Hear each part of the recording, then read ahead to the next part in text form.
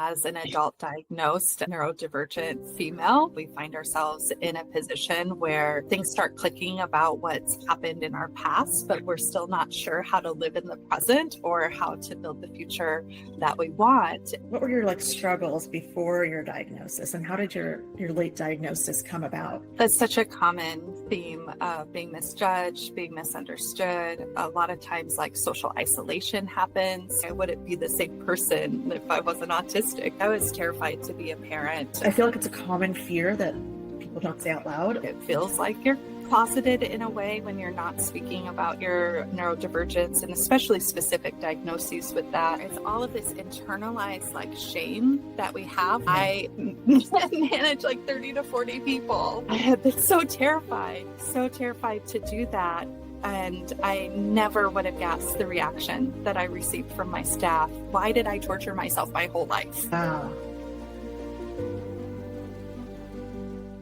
Hi, Sam. Welcome to Beyond the Mind podcast. I know I got a chance to tell you when we met in person, but our mission is really to make sure that every individual is seen and understood, and they have the tools that they need to work with themselves to just reach their full potential.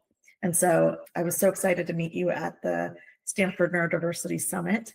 And I know we're going to be diving into the work that you were doing and the poster that you and your team were presenting there. But let's just get started with learning a little bit more about you. Yeah, thank you so much, Essie. I appreciate the opportunity to be part of such a wonderful cause. As an adult diagnosed neurodivergent female, this is something that I find highly relatable, that we find ourselves in a position where, things start clicking about what's happened in our past, but we're still not sure how to live in the present or how to build the future that we want. And so something that we need is that community that's been absent throughout our lives. And so I just appreciate the opportunity to be able to connect and to hold a community space with you today. You just brought tears to my eyes because you said it so well. Like the past, I'm accepting the present and then navigating the future. And the big part of that future is community, where you feel, I don't want to put words in my mouth, but it's don't have to worry so much about being misjudged. Mm-hmm. Yeah, that's such a common theme of being misjudged, being misunderstood. A lot of times social isolation happens, after that. I'm pretty sure I've blocked most of my childhood until after I received diagnosis, and then having to go back in and kind of relive that, is really challenging, and not something that I want to do alone. I want to be able to share with other neurodivergent individuals and kind of compare our experiences and go through this sort of sense making process. So late diagnosis, I'm always fascinated. I'd love to learn, what were your struggles before your diagnosis, and how did your late diagnosis come about? Yeah, that's such a good question. So I'd love to share my diagnosis story. I think it's fascinating hearing other people's as well. It definitely came out of nowhere for me, but post-pandemic, someone had reached out to me in my current role. So I am the manager of a Learning Commons. It's a tutoring center at a community college. And there was a gentleman who reached out with a specific program with students, and he was just looking for a study skills workshop. So this is something in my background. I spend a lot of times on learning to learn and the obstacles that get in our way and how to overcome those obstacles. Fascinating. So learning to learn, is that? Learning to learn, yes, the science and the metacognition behind learning. And so when I consulted with him, I said, I used to teach a whole course. And he's like, great, can you give us everything? And I'm like, it's post-pandemic. We're not as, vibrant as we used to be. I have the time for it. Why not? And so I volunteered to do a series of 12 workshops for this program. No, the program is through one of our area high school districts, and it is specifically seniors in high school who have IEPs or Okay. individualized education plans. So this fits within the neurodivergent umbrella. Mhm. And I wanted to make sure, because I also run this space where students are invited to receive help, I wanted to make sure that my staff knew at least the basic, level of understanding and awareness for neurodivergence so that we could best meet the needs of students. And, again, I didn't know about my own neurodivergence, but I, did a deep dive in order to be able to share this with students. I started working with an autism consultant. We did a series of interviews so that, I really wanted to make sure, because I thought I was neurotypical, I wanted to make sure that I was bringing in voices that were Yeah. neurodivergent to talk about neurodivergent folks. And then it just coincided with this timeline that my son was seeing a therapist, and the therapist reached out to me and said, "Hey, have you ever considered your son maybe autistic?" And I said, "No," because I've worked with autistic students, and this is like I had specific people I was conjuring up in Yeah. my brain, and I'm like, that doesn't really fit. And so I kind of, immediately dismissed it. But I was doing this work and I started, kind of having these comparisons, right? And then I had a really good friend that I mentioned this to, and she's self diagnosed autistic. Okay. And she said, Sam, every time you talk about your son, like, I think he's autistic. And I'm like, well, he is a mini me. Literally, it's just a mini me. So if he's autistic, then I'm autistic Yeah. too. And And say yeah, more go about ahead. that when you say mini me, like the way he thinks, the way he like what does that mean for Yeah, I mean, I would say down to the mannerisms, like he's just always been very, very similar to me. And, we have a really great dynamic because we have that understanding, yeah. of each other. And, that was something that was missing from my own life. Like I was terrified to be a parent. I didn't know how to be around kids. I didn't know, I read all the books and the books contradict each other, and, you don't really know. But what ended up happening was just that we grew together, and, I learned about him, but I learned about myself at the same time, even before all of this, recognition that, like, hey, actually, we're both autistic. Yeah. Oh, that's beautiful. And I love that you called that out because a lot of people come to me and will be say things like, I'm scared to be a parent. I'm worried about like things that didn't work for me, in my childhood. And it's not necessarily even in their home. It's just what it was like to be a kid, misunderstood and maybe struggle with some internal issues and then not knowing how to help somebody else, I think, and guide them through that. So I feel like it's a common fear that people don't say out loud. And I know I had it too, so I was also reading all the books. Um, um, Yeah, I mean, I'm getting chills right now because I think in some ways, without even knowing it, like I had all of these accommodations that I put in place for his childhood that I didn't even know were accommodations. Our house is dark. There is natural lighting only. We don't turn on the lights. We will always get somebody's attention before we start speaking. And that I didn't realize was like really specific to us, that this is something that works for us. So, like we will enter a room and not immediately start talking. I'll wait for like eye contact. If the eye contact doesn't happen, then we just place our hand, like on a knee or a shoulder or something like that to get the attention, and then we speak. So we invite wow, yeah, people into spaces that way. We don't intrude into that bubble, that yeah, already exists. And, understanding now what autistic shutdowns and meltdowns are, that was a thing for me. Like I felt like I was just so abandoned, because I would be left to cry it out. And, that's not something that I ever wanted my son to experience, and so there are times where we would just, like sit, I guess, like both facing the same way. and then just have like an embrace. So you're like heart to heart Yeah. almost, even though you're not facing each other, but it's like a grounding technique.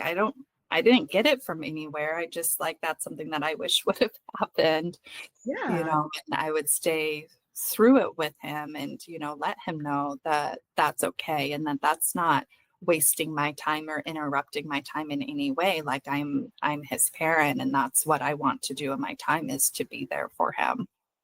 Oh gosh, I love that. I hear like what what you did was you took like kind of the things that would be friction to you, and you like kind of like, I think of it as like you took that as feedback and like, I don't want to have this effect on other people, so I'm going to adapt this to my mannerism because I know how it feels to have it done to me. And it sounds like you naturally started just building that into like your day to day and your rhythm, and then into your home life. So Right. Yeah. Without even realizing, that I was finding ways to accommodate him, before we had the official diagnosis, but we got diagnosed together. We went through the process like in the same timeline. It was within just a couple of months that we both ended up with the diagnoses. And, the timeline of it all, it happened before I delivered like my first training, like professional development for my staff. And so I use that as like an almost, it feels very similar to coming out. I also have queer identity. And so like it really felt like I learned this thing, but I haven't shared it with anybody. Like it feels like you're closeted in a way when you're not speaking about your neurodivergence, and especially specific diagnoses with that. And so I gave a comparison of, even though he's mini me, we do have some traits that are opposite of each other. So every autistic trait, the opposite is also an autistic trait. And so I shared like some of those differences as hypothetical people. And then I uh, said, by the way, this one is my son and this one is me. wow. I have been so terrified to do that. And I never would have guessed the reaction that I received from my staff. They just started applauding. Oh, that's beautiful. Oh my gosh, that's so beautiful. Yeah, yeah. Like, I imagine it caught you off guard.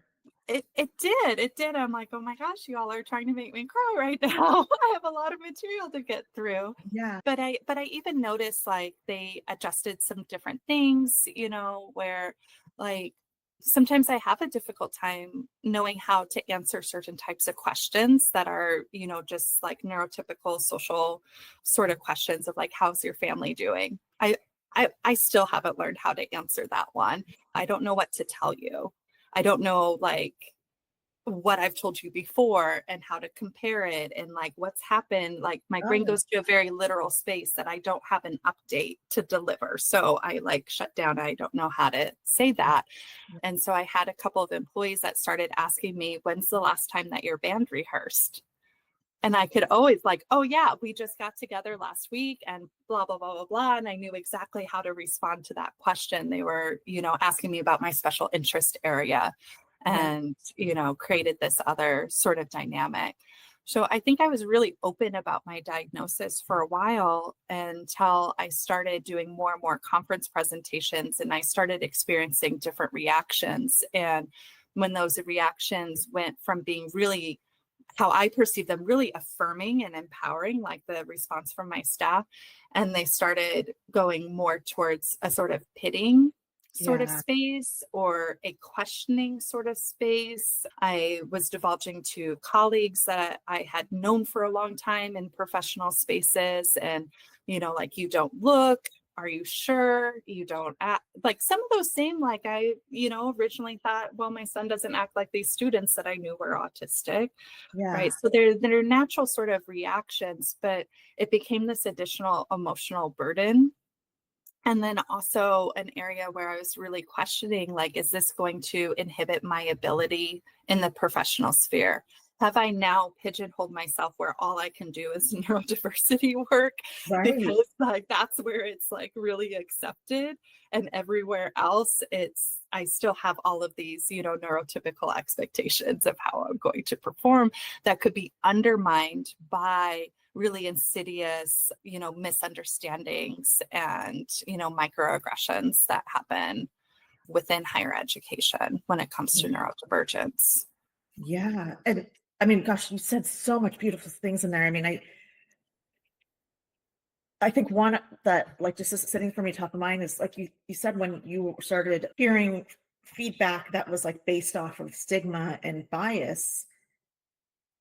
Like I think you said something that so many of us feel, which is you have like this empathy and understanding because you're like, oh, I also had that stigma and bias, right? Like, so I get where you're coming from, but also then now it's against you. But so there's like this, it hits differently. And I think, when I think that like is important for people to hear because I think for a lot of us, we're like, no, I do like, I'm not blaming you person for having the stigma, but you also want to be like, but like now that you're given a chance to like learn more, for me, I always feel like I would love for you to learn more, and not continue the stigma because it feels like that, like you just said, like being doubted or like, oh, are you sure you know what you're talking about when you just went through this like painful journey of realizing something so important about yourself.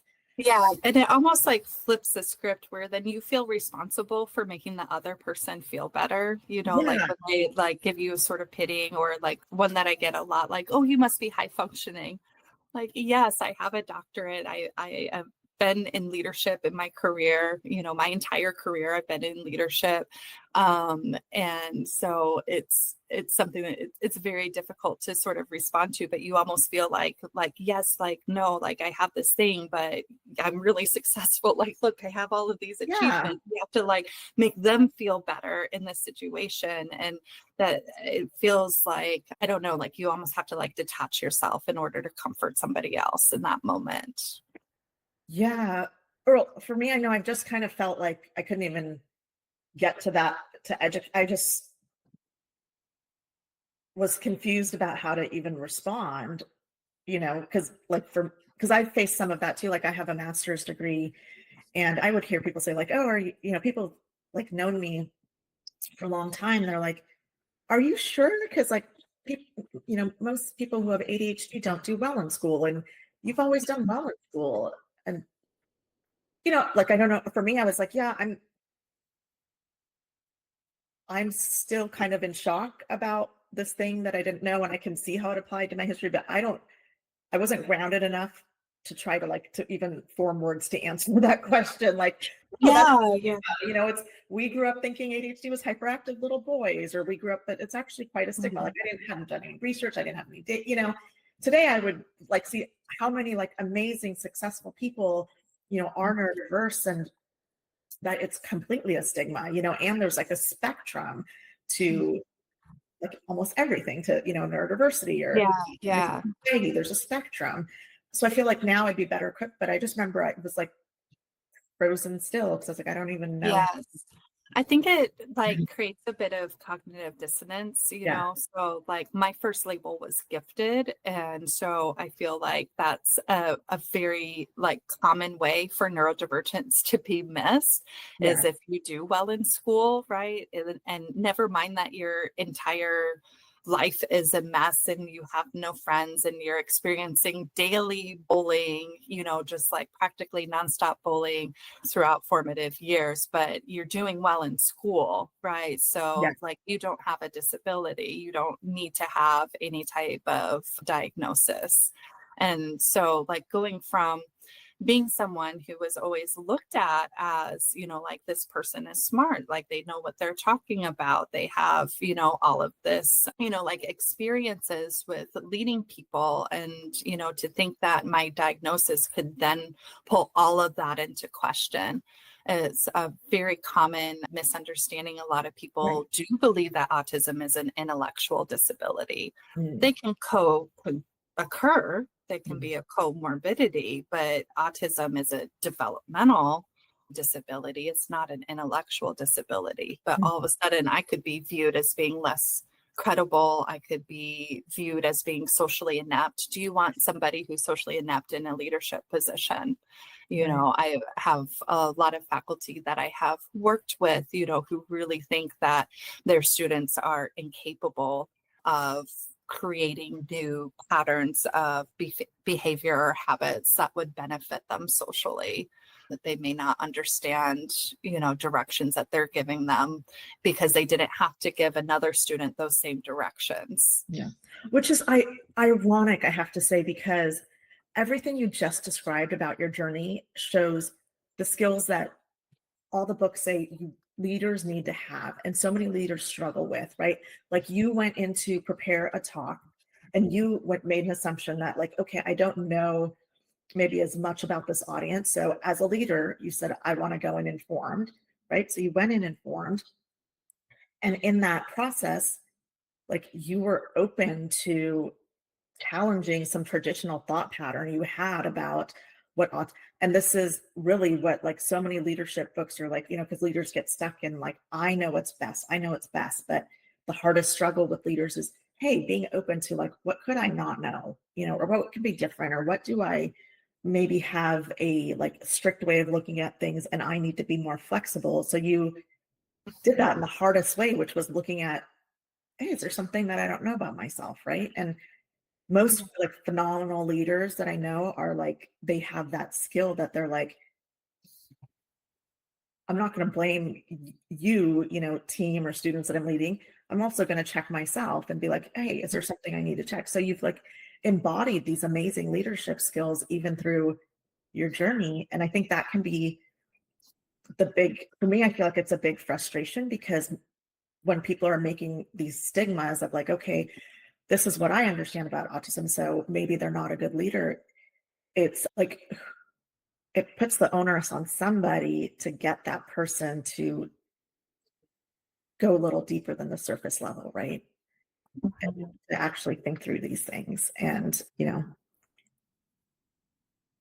that, like, I mean, even if you were going to do it, I imagine, like, that's exhausting, even for, I, I appreciate it. So, like, this is kind of, I don't know if this will take us too far in a different direction, but, I'm hearing you share some, like, really positive perceptions that you have on me and on the story that I shared. And my natural response is to then detach from that and intellectualize it and say, hey, also neurodivergent people have these other strengths that also, like, goes into leadership. But it's very difficult for me to respond, to that, and to, like, carry forward, oh yeah, these are the other things that I brought into leadership. You know what I'm saying? And so this has been a huge shift in my professional journey, and in the work that I'm doing in neurodiversity, is learning how to talk about myself, to have that sort of, like, internal reflection. A lot of my sessions turn into, a little bit more of, like, a narrative. Whereas, like, autistic people tend to feel more comfortable sharing things that they've researched, that they have, like, facts and figures they have a lot of knowledge about. And you would think, I have a lot of knowledge about me. Like, what else would I have more knowledge about? But it doesn't feel that way. It feels like I was a mystery to myself for the majority of my life, and that I'm still, like, trying to dive in and figure those things out. And so maybe this would be a good time to, bring in, some of the other folks that I've been working with as well, unless there's more you wanted to respond to that statement. There was one thing that Yeah. you touched about, and we could talk about it later, you decide, but you had talked about sharing it as similar to, like, a coming out. And I know that that's something that, like, I see frequently across, I'm starting a new job. Do I, disclose? I'm going on a date. At what stage do you disclose? Like, these are, like, worries and conversations. So you decide if you want to touch on it now or Yeah. later. I mean, I've not figured out disclosure. And, this is a topic I've also, discussed with other neurodivergent individuals too, is I think we're always looking for the safety. Like, is this relationship, is this something that is safe for me to be able to share with? And, certain people feel safe or don't feel safe, situations feel safe or they don't.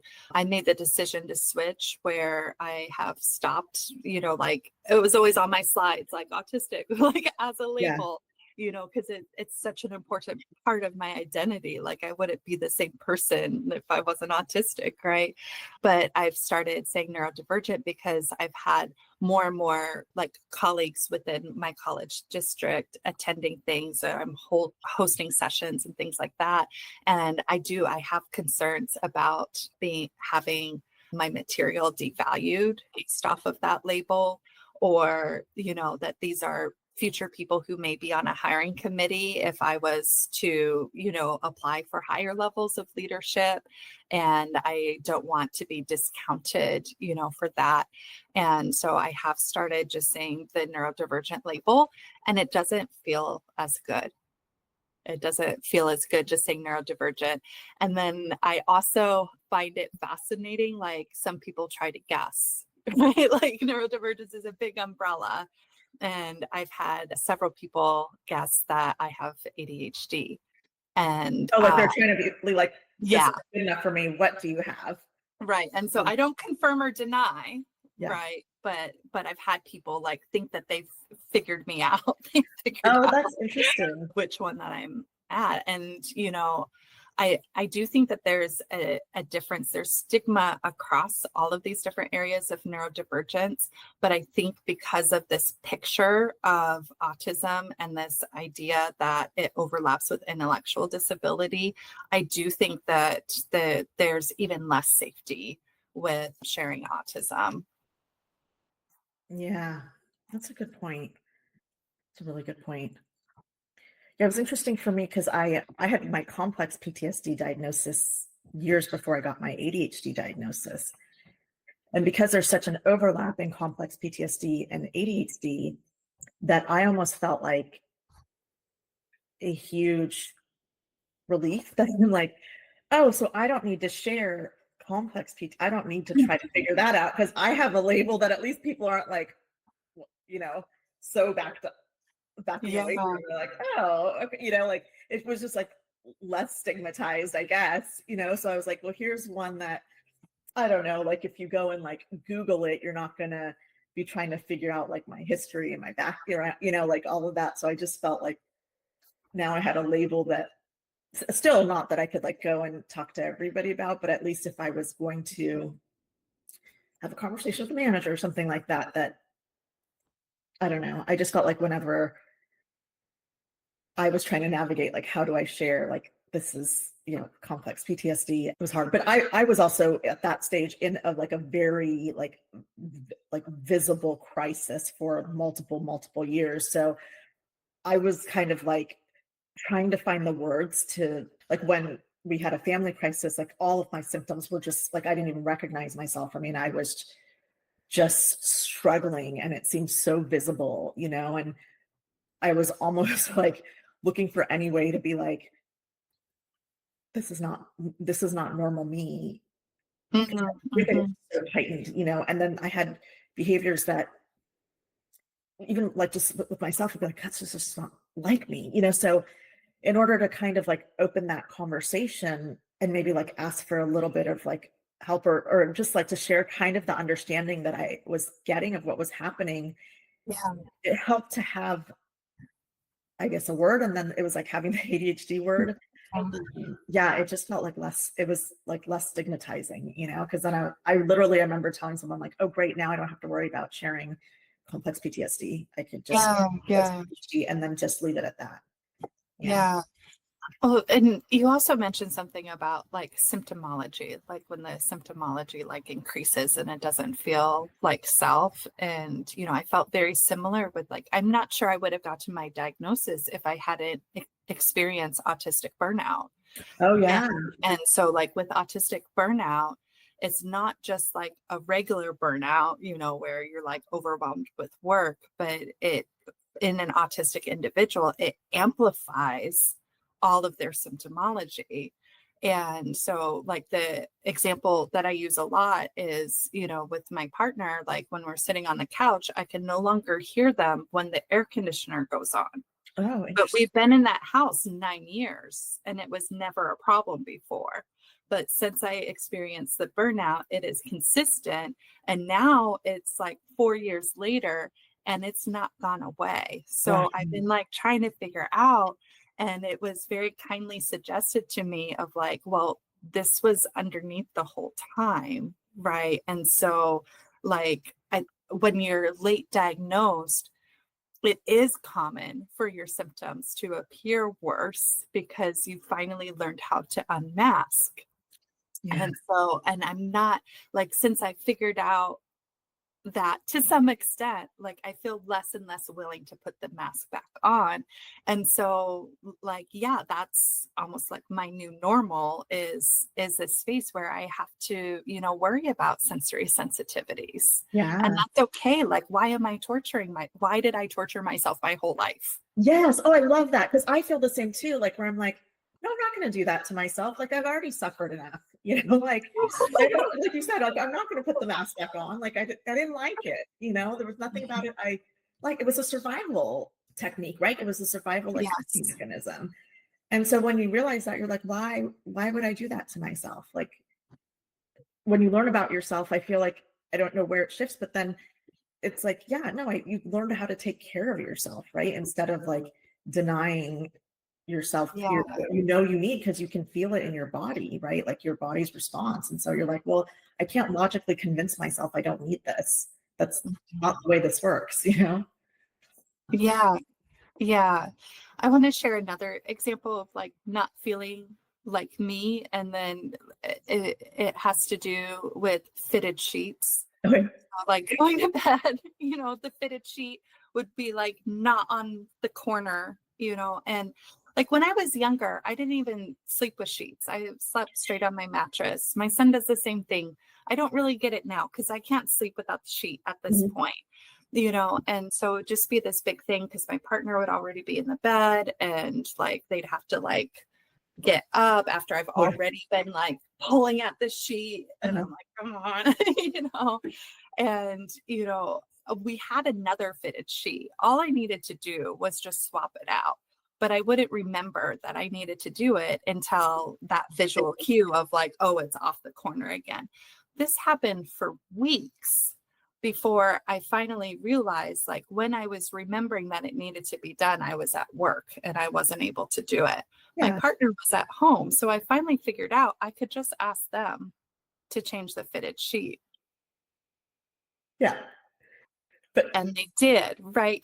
But why did I do that sooner? It's all of this internalized like shame that we have. Like, I should be able to do that.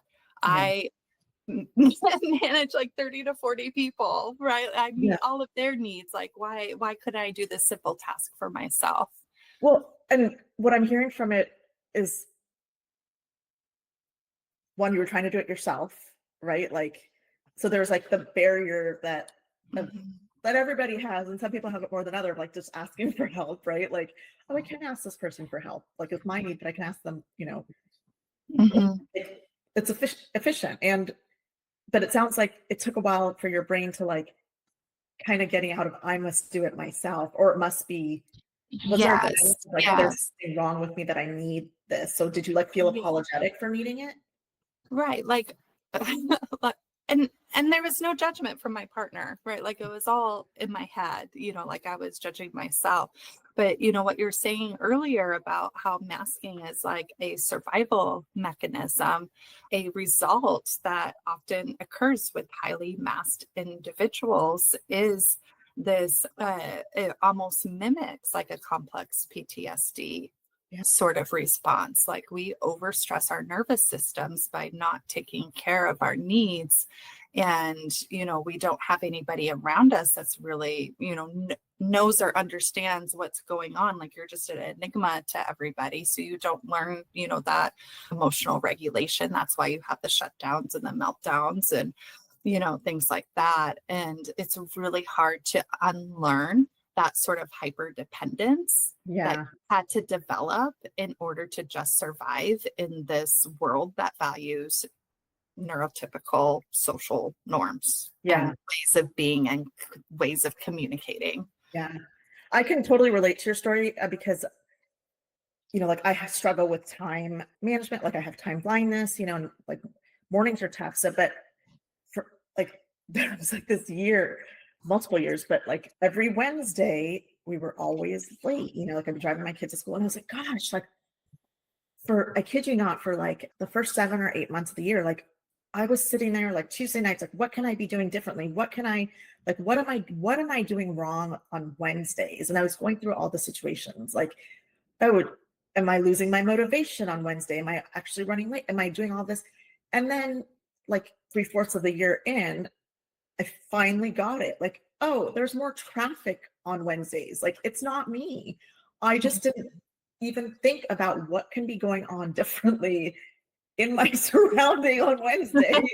I literally like was just so convinced that like, what am I doing wrong? And I mean, maybe the thing was like, yeah, not knowing intuitively that like, because in the Bay Area where this last year, I think more people are back in office, but over the past couple of years, it was like most people work from home on Mondays and Fridays, and then the timing of stuff for whatever reason. So then Wednesday had more traffic, and when I got that and was like, okay, so now on Wednesdays we have to leave 10 minutes earlier than we normally plan.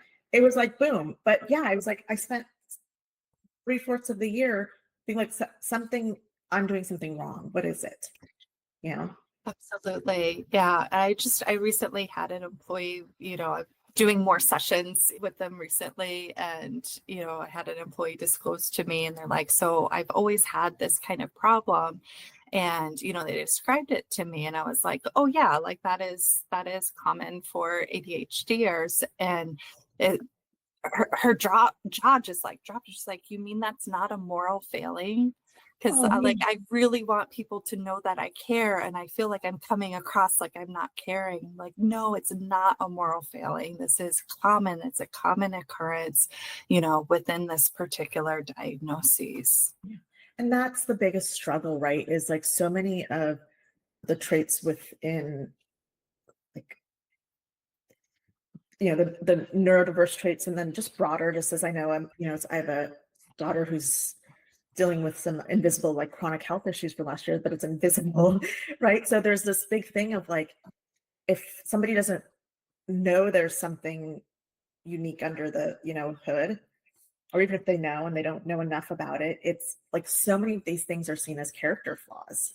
Mhm. Yeah. And it's just like this huge burden then that you're like, then not meeting your needs, and your needs aren't being met, but you're also having to like defend yourself against. Yeah. It's like you're not neurodivergent enough, but nobody wants you to be fully either, Yeah. right? Yeah. And so it just all of it gets messed, Yeah. and then when it is there, it's like behaviors and communication and things like that will be reacted to as if you were neurotypical. So I think like the hardest thing, the biggest hurdle that I have right now is really sharing like neurodivergent ways of communication Uh-huh. and really shaping those as a difference, the same way that you have differences with cultural communication. So if you can think of like neurodivergent communication as something cultural, and we can get a little bit closer to like understanding that cross neurotype communication needs adjustments on both ends. Yeah. I love that you said that, because I'm right now listening to the audiobook for The Next Conversation with Jefferson Fisher. And he's a lawyer, and he's giving these just communication tips, but also just navigating things like boundaries. And he encompasses a lot of, I guess, different topics in there. But he did talk about how to address the situation when you're presenting, like in a meeting or something, and somebody interrupts you and they keep interrupting you. And it was the first time I'd ever heard or read or heard anything on this topic, where then he says, now there might be situations where somebody can't help but interrupt it. Like sometimes with people with ADHD, that can come up, or it could be a cultural difference. And I just thought that was so important and beautiful, because without that acknowledgement, we're just like, what a jerk, someone interrupted me, without knowing that, like, no, there can be like a real valid reason why, somebody is interrupting, and simply to just not treat it and assume that it's a character flaw, and that they're intending to be cruel or mean or whatever, like disrespect you. And I know that that was like really hard for me because like I used to always like interrupt, and it hurt to get snapped at, because I was like, I don't really understand. Like I wasn't trying to be rude. I Mhm. wasn't trying to shut you up. It was almost like it was the opposite. Like I was so into the Encouraging, yeah. it was encouraging. I was like, oh yeah, and then go on, and I know it doesn't feel good. So it's like something I like still work on, especially like my kids get really upset with it, so it's like something I work on because I'm like, okay. But then like I just thought it was beautiful that he was like, hey, like there's also valid things that you might not know about why somebody's interrupting you, you know. And it was Mhm. the first time I've ever heard anybody like call that out. Because on other things, they're always like, oh, if somebody's late, they don't respect your time. And I always think about, what about Yeah. the people who's like struggle so much with time, like yes, they might have been like, I mean, I know with me, I'm still within like a couple minutes late to things, but I used to be like 20 to 30 minutes late, and like it's taken years to work on that because like now it's like new tools and tricks and things that come in, but there's still a shame of like, oh gosh, what are they going to think of me? Or they're going to think I don't care about their time. Um, and I think, I don't know, when like it just popped in my head about the burnout. It's like that type of like thinking and load and trying to protect yourself always while also dealing with your need, I'm sure is like, Constantly monitoring, yeah. yeah. It is. It's a additional energy expenditure. It's interesting you share this one because in the work that I was bringing to the Stanford Neurodiversity Summit, this is collaborative autoethnographic study of adult diagnosed neurodivergent females in Yeah. higher ed. We need something shorter and pithy, I know. It like very much describes where we're at. We're in different locations throughout the country, and so we're using Zoom as our sort of environment to connect with each other. And we had a whole day of just like introductions. So like some of us knew each other, like everyone knew at least one person, Okay. in the group, but they're meeting the group for the first time.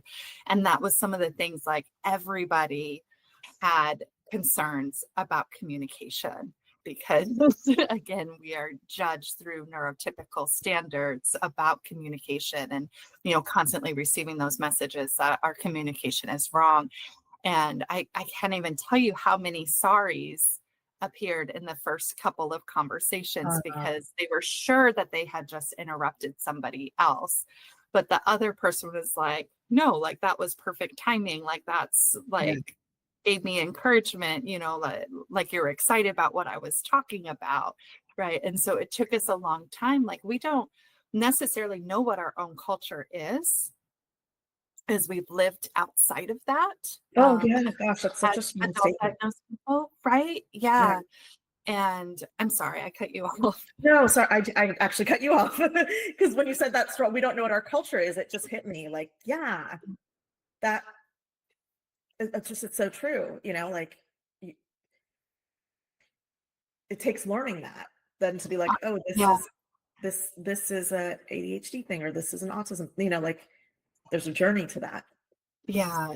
And there is a lot of uniqueness too. So I would say like I'm on the opposite end, when it comes to communication, I need a lot of space and I need attention as well. Like if it doesn't look like I'm connecting with someone, like I'll just stop talking. Like if Yeah, they're off doing something else, or like I need that attention. I mentioned, that's like a normal in our house that we get attention before we start talking and we hold on to that.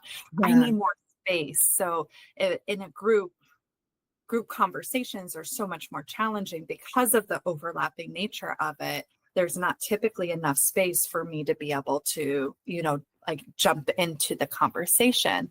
But what I found with this group of neurodivergent females is they're some of the like kindest when it comes to communication, right? So they would do check-ins with each other, not just me, but if somebody wasn't, as chatty that day or, within that particular topic, like we would check in on each other and we would give that platform, to that person, and they could say, oh yeah, I'm fine, just, blah, blah, blah.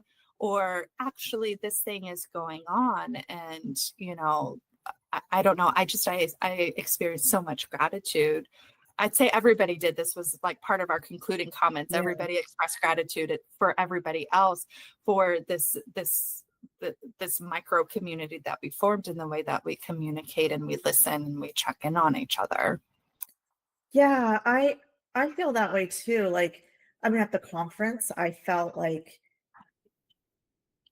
just like I could just kind of say what I needed without really worrying. Because I remember somebody came up and talked to me and I wanted to answer their question, but I literally was like, I'm so overly stimulated by like the lights in that room, all the people that were talking around me, how long I've been talking.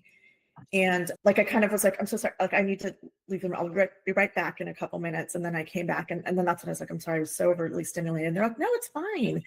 And I just felt like in myself, I was like, oh, I'm not worried. Do they really mean that? And then did they judge me? They're just like they seem to really get it and understand, And I was talking with somebody there who's autistic, and he was like, yeah, a lot of people don't like autistic people, or like in the workplace, there's a lot of friction because we tend to be very direct.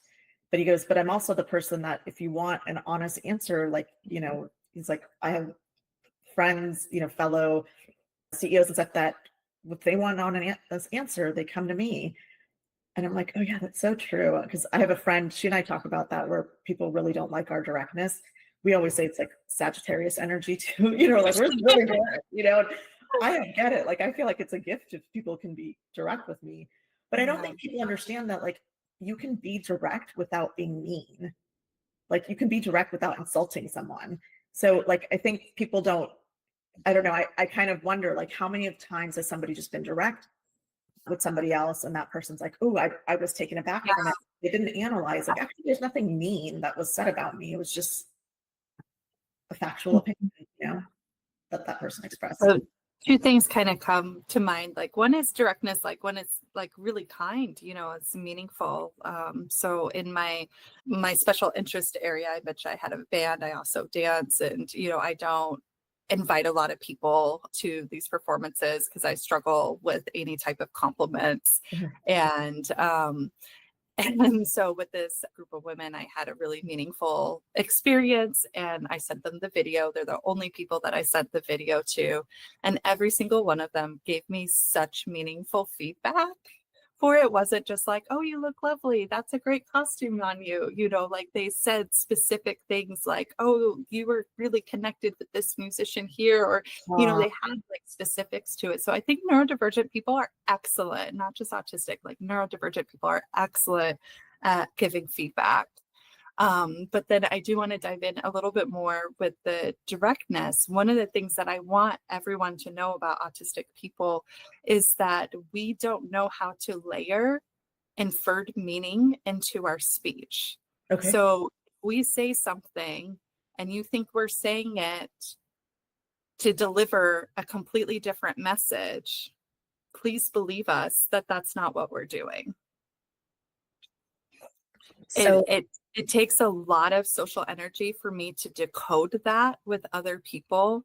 And it's something I literally can't do. I'm not able to add on hidden messages into my communication.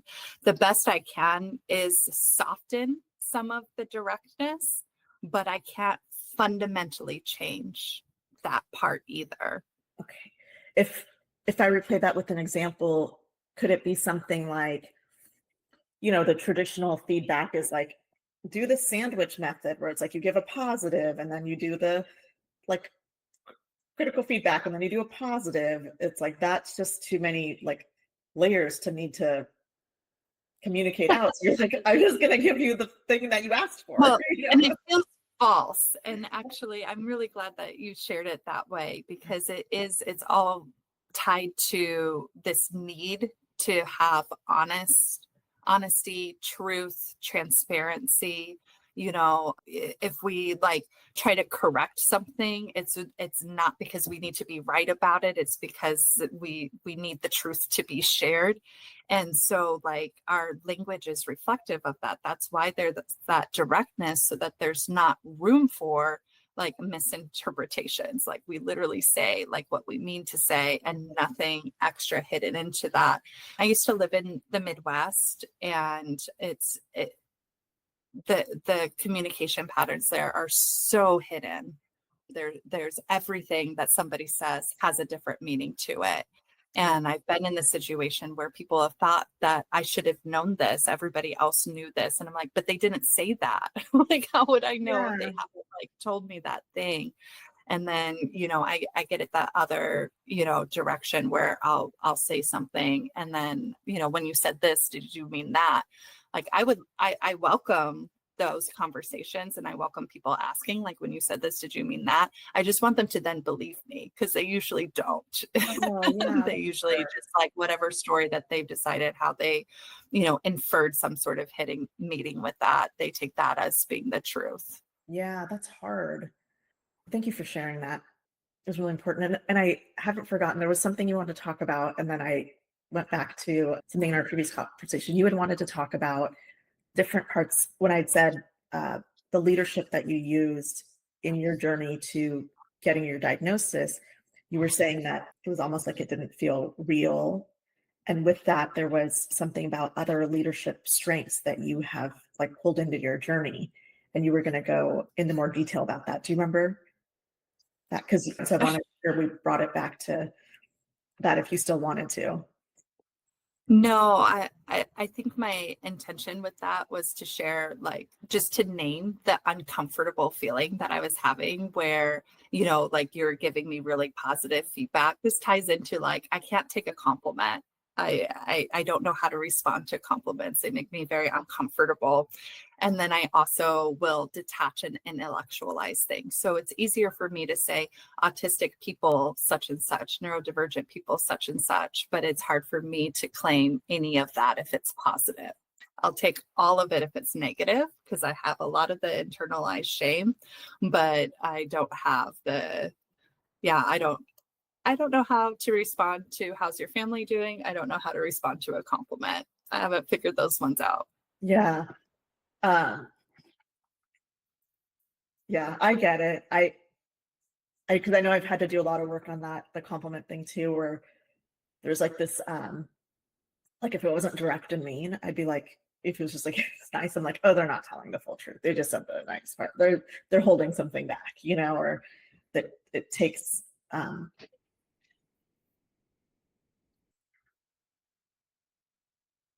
this like, I think, chronic criticism that like has built over time, and then the loud voices around you, they really do Yeah. become Yeah. It's weird because like if somebody, like, say I just did a dance performance and somebody compliments me on the costume, I will interpret that as I did a poor job dancing, because that is something that socially in the neurotypical community, you find something nice to say. And so the thing was their dancing and you didn't like their dancing, you compliment their costume. But because I'm literal and direct, if I tell somebody I like their costume, I really mean that I like their costume. Yeah. Well, so, I mean, I believe that one of my coaches, because I'm in a ADHD coaching community called Focus, and the host of it, Kristen Carter, she's just so amazing, and she talks a lot about, I mean, if you are neurodiverse growing up in a neurotypical world, I mean, that does bring trauma, right? Into like you're instantly denied your experience. And you had said similarities with like complex trauma, and I do believe that there are a lot of like the comorbidities and overlaps, and they're just from like our lived experiences of teachers not believing us, and then like not knowing how to interact with social groups, and just kind of like this constantly having to put on a mask and figure out. For me, it was always like, what mask am I wearing for this situation? What mask am I wearing for this one? And one thing I noticed though, because I know I've read that inner critic can be so strong in us. And I didn't realize that how much that was until I was talking with a friend who doesn't have who has a PTSD, like trauma from a like specific incident, and so we could talk a lot about like trauma and like the body's response and all of these things. But I think from spending time with him, I was like, oh, that's the difference between like you and the other people I talk to who have more of a complex trauma, is you didn't go into your trauma with a harsh inner critic, and you didn't come out of it with a harsh inner critic. Like you, and the way that he talked about himself and the healing and the, like, from the trauma was still kind. It was very like accepting of his humanness. It was, I mean, it was beautiful, but it was also like, wow, this is a huge disconnect from every other trauma conversation I've had, because most other people, when they've come in through like life journeys, it comes with this like intense inner critic, that has so many ripple effects, in our lives. And I know some of that came through in your research. So I'm wondering if you want to like talk about how this research project came to be. And Sure. Yeah. Yeah. And I do want to mention that I've seen like recent research that is really demonstrating that autistic anxiety and autistic CPTSD is like a separate thing, just like autistic burnout, like it's can be classified as a sort of separate thing. And so I think it is a consequence of growing up in a world that's not built for you, right? yeah, That there's all of that stress on the central nervous system, like all of that, sort of develops over time. And so I've been, immersed in this area for several years, and I have been doing different presentations, about what I'm learning with it and sharing it in different professional organizations. And I formed a team within a particular organization to do a presentation on neurodiversity. And we ended up meeting someone that we thought was going to be our neurotypical representation, like on doing panels and things like that. And then eventually, they discovered that they're neurodivergent as well. But it was so fascinating because none of us had diagnoses when we started. It was just like this area we were interested in. So I kind of warn people, like, if you're really interested in this and you just started doing the research, like you might find yourself, somewhere in there. yeah, But what we noticed is when we were, doing these presentations at various conferences, is that people would stay afterwards, and they were most commonly female, not always, but I'd say at least 90% of the time were female. And, we would get feedback, of like, I just got a diagnosis, or I'm thinking about a diagnosis, like, hey, what you presented here, like that is me, with it. And it wasn't just like a fleeting sort of, like we'd see them once, like we would present the following year and we would see a lot of the same people, like that wanted to pick up from the previous year in conversations. I'm presenting at a conference coming up, but no joke, had somebody message me and say, I don't know if I'm going to this conference. I saw you're doing a session. Is it the same as this other one you did? If you're doing something new, I'm going to go to the conference. The whole conference just to go to that wow, session. And so we started recognizing, that this is a real need, especially for neurodivergent women. All of the professional organizations we've been presenting at are connected to higher education. So that's why, we sort of focus that in on that as this being, a really under-researched area. In all of our research, we're not seeing anything about us, but we're also seeing like, just like moths to a flame, like other neurodivergent yeah, women, like wanting to share their experiences. And, we're all recently diagnosed. And so we're still going through that process of like, what does this mean for me as an individual? And so kind of like this core group decided to do a collaborative ethnographic study. We recruited a couple of extra people to kind of get started with that. And the way that we set up the study is we I'm actually not had, sorry, visual oh, person, go but when ahead. you say like ethnographic, I'm just gonna like this is like is this what an ethnograph looks like? Is that Oh no, that's Mhm. a color spectrum, but that's Oh, okay. okay. That's okay. What is an ethnographic study? Yeah, so ethnographic like refers to a particular like social identity. So in this case, it was neurodivergent and the intersection with female and the intersection of this professional identity of higher education. So we're Okay. really looking at these three identities, and when we talk about intersectionality, it's not a sum of the different things. They intersect in ways that create new challenges Yeah. and new Okay. forms of potential oppression. So that's what we're looking at. The collaborative part of it means that we're making sense out of it together. So autoethnographic would just be an individual, but collaborative means that we're sharing our experiences and then doing this sense making process with it. And Got so it. Okay. so our sessions are they're neurodivergent, right? So they're a little bit different. So we introduce a topic at the tail end of our conversations and do some pre-conversation about it. And then we write about it and we comment on each other's writing. And then the next session, we talk about that topic for part of the time. And then we introduce the next one. So we're hitting every topic like 3 different times and using different modalities with it. So we have written word and we also have our transcripts to be able to analyze down the road. And that is like, again, like it's neurodivergent. It's like understanding like sometimes we'll continue to think about something after we've had the conversation. And so Yeah. it's giving opportunities to come back to the things in a really organic sort of way.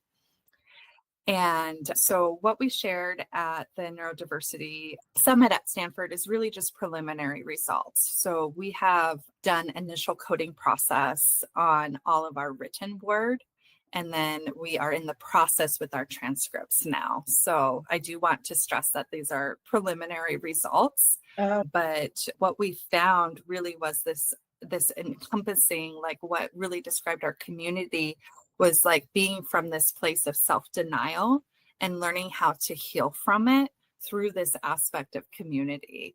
So when we're looking at, the different things that we shared with it, we saw a lot of internalized ableism, right? Because most of our experience has been living in an out group or external sort of space. And so all of our communication with the neurotypicals, experiencing like this sort of culture clash, but not knowing it's a culture clash, you just like yeah. internalize it as like you're wrong or bad or broken, whatever label you have because you don't have your diagnostic label out of it. All of this outside messaging then becomes internalized in a way. And so we saw like all of these masking behaviors as a sort of like protection that is happening.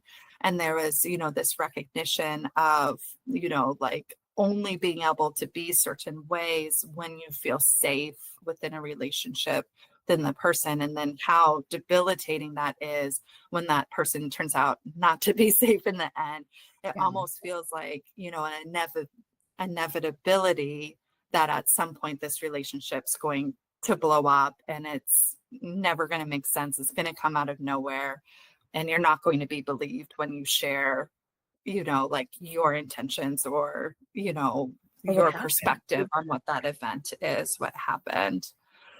And so we also saw a lot of what we discussed. I think I hinted on this a little bit before, was about gratitude, right? So now we formed our community and we were expressing a lot of like feelings towards the group and towards each other, that we developed being in Zoom environment, which isn't probably the best way to do community, but it works.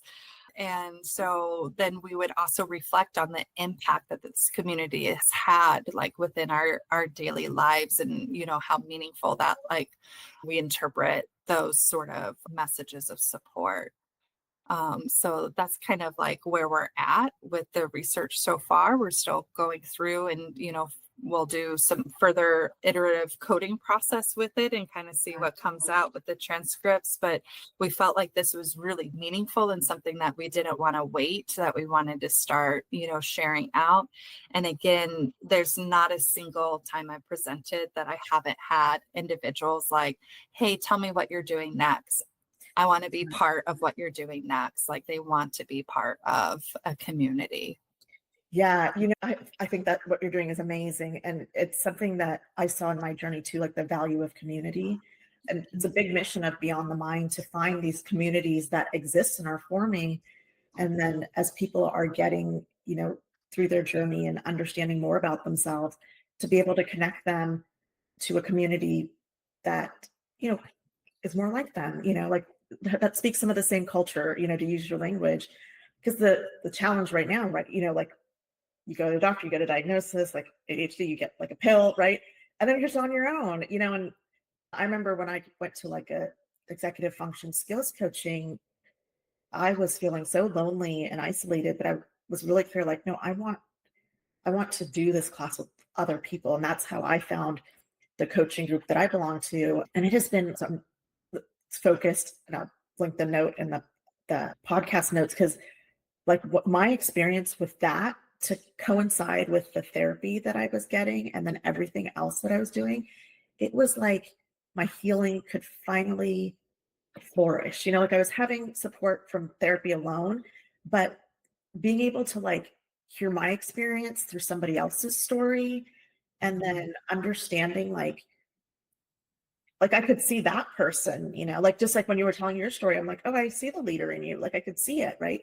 But if I was saying it about myself, I couldn't see it. So I feel like that's the beauty of the community is you're like, you get that chance to like see it in someone else and be like, well, if I can see them and I don't feel that their behavior is shameful or wrong, I can see how, beautiful they are. They're trying, they're doing all these things. And then you're like, wait, but isn't that my story too? Like, I had this moment actually at the conference about that because there was a young girl who was presenting her poster the next day that we had on Saturday. And it was from her siblings' life experience. But I was like, look at how great she is. Like she took something that was like so hurtful and she like did research about it. And now she's here and she's educating others. Like there's so, like she's not going to fail, because her purpose is like so within her. She is not going to fail, and I kept thinking about her. And then it was like a couple hours later, I'm like, wait, but isn't that what I'm doing? Like, so I thought that's the power of community, right? Is like, yes. It helps us heal so much. And I know there's a beautiful pledge at the bottom. Are you up for reading it, or I could read it, or but I was hoping you could speak to it? Yeah, I can read it. Yeah.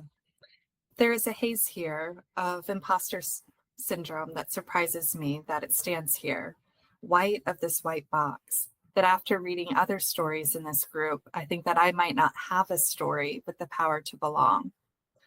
But there is a pattern I see in myself and others, especially the AFAB and queer and female people that I know, that our stories don't feel real to us. I've known it, especially in some survivors of abuse. We don't think the abuse was real. We don't think it was that bad. Sometimes the heart of the pain is that we don't feel real, that we feel we don't count, and that it only happens because of the abuse and the marginalization that we sometimes don't feel was enough to count. So I pledge now to be here in this space at length, counting it. And I got all the chills just reading it again. Is the author unknown? Is that? So this was from one of our members of the collaborative ethnographic study. And the white box that they are referring to is where we did our writing. And so that was our asynchronous discussion part of the process, that I shared before. So, you could see when other people had done their posting on the topic. And so there's like this, there's always this, like, I don't know, like listening to you talk about the community, I'm like, there's just so much love and warmth that we experience for each other, that if we could just like turn some of that inwards, right? Like that's what we need in order to heal from it.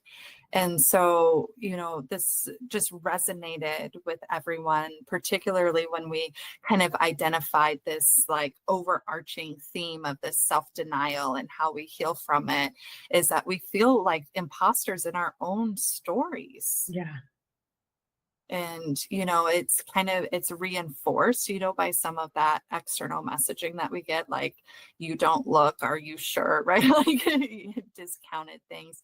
No, I think you meant this when you said that, right? Like we're just always getting this messaging, and it's so hard to like break away from it. But I think it comes down to, that pledge is to be like fully there, and instead of like comparing to others or diminishing what our stories are, right? Like it's holding power in our stories, and in that narrative, like almost having like a faith that sharing that narrative is going to help someone else. Yeah.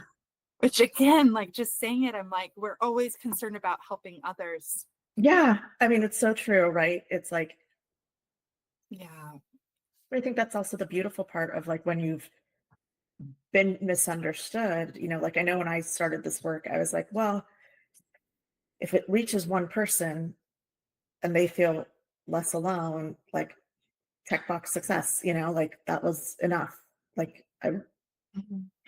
and I think that's um kind of the gift that people are finding in the community is like the value of like just knowing that, hey, you're not alone, and like that enough is enough validation to be like, it's not you, right?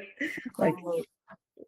Yeah, but is it enough that you feel less alone? Does somebody else have to feel less alone?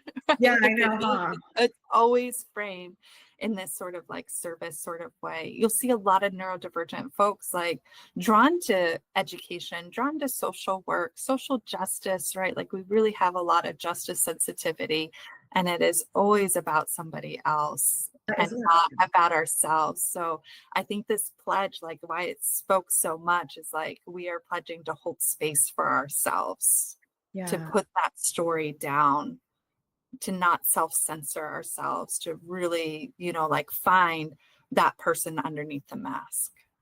Oh, I see what you're saying. Like to hold it as true and sacred and to like not need some like to just validate your own story and your own situation, almost like recognizing your own humanness, even in Yeah. this experience where you don't feel like a human or real, like, Exactly. Exactly. oh, I so love beautiful. that the word sacred. Oh my gosh. Yeah. Yeah, that Oh, really encapsulates it. it's beautiful. And your work is beautiful. I'd love to when we get like if you could tell me how people can follow you so I can include that in the notes. And then I know you said you're speaking at a conference coming up. So hopefully whatever I can share on social, so that people can follow your work and the further results of the study. It's so beautiful. It's like helped me just listening to you talk through it. Thank you so much, Essie. I really enjoyed our shared experiences that we had here as well, hearing, bits and pieces of your story. And, again, just like it makes both of us feel less alone, Yeah. right? To be able to connect with each other.